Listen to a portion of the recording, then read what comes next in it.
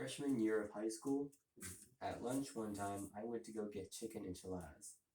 And when I went to go get them and I sat down, my friend looked over at them and he was like, "Hey man, those are raw." And I was like, "Really? That's raw?" He was like, "Yeah, dude, those are raw." And so that was my first time ever getting something like that, raw, at a school cafeteria. Now we all know that lunches at school don't have the best reputation for serving quality food.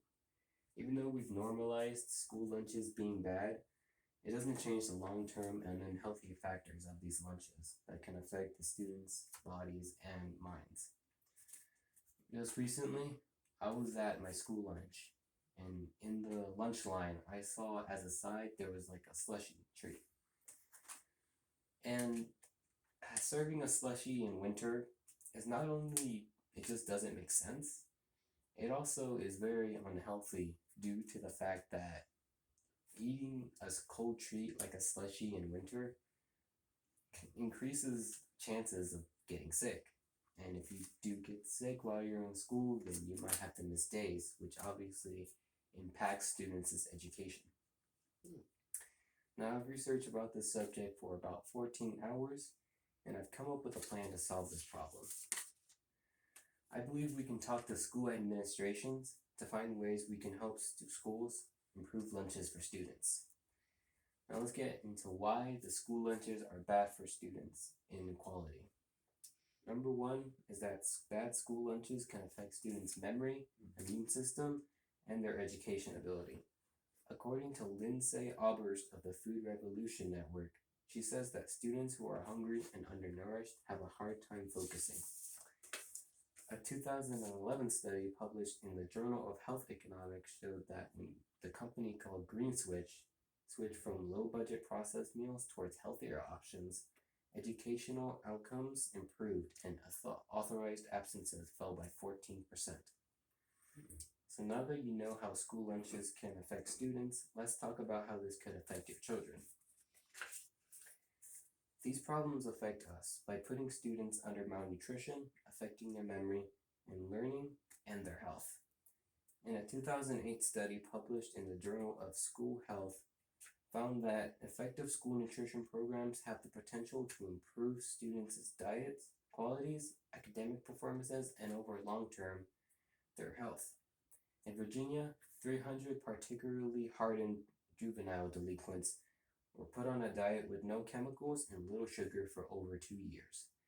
During that time, incidences of theft fell 77%, insubordination fell by 55%, and hyperactivity went down by 65%.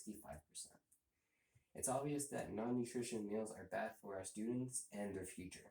So in order to change that, we should look and talk to our school administrations to invest in ways we can improve school lunches, such as a school garden to improve the school's cafeteria's food. But even though that is a solution, it also falls on the students to improve themselves in eating healthier options when provided to them. If I'm at the lunch line and I see an apple on the shelf, sure, I'll take it and I'll eat a few bites. But it also falls on the students to make that decision to improve themselves and in order to improve their health. According to Kristen Daly, a reporter from ConsumerAffairs.com, states that researchers partnered with more than a dozen Texas elementary schools and give them all fruits and vegetables to grow a garden with. Over the school year, kids reported what they ate as well as their blood pressure, weight, and body mass at the start and the end of the study. The gardens helped kids eat healthier and even prepare healthy meals for themselves at home. The New York Times featured an interview with students from Hoggart High School. A student named Evan Penna said, "We have greenhouses and gardens behind the school, and we even grow vegetables in huge proportions. I believe this could be used as an advantage. If we take the green, great tasting, homegrown vegetables and use them in the cafeteria, the results would be substantial." Unhealthy lunches cause students to be undernourished and falter their learning abilities. So schools need to provide healthier options from a school garden. Tom Vilsack once said, The lack of access to proper nutrition is not only feeding obesity, it is leading to food insecurity and hunger among our children.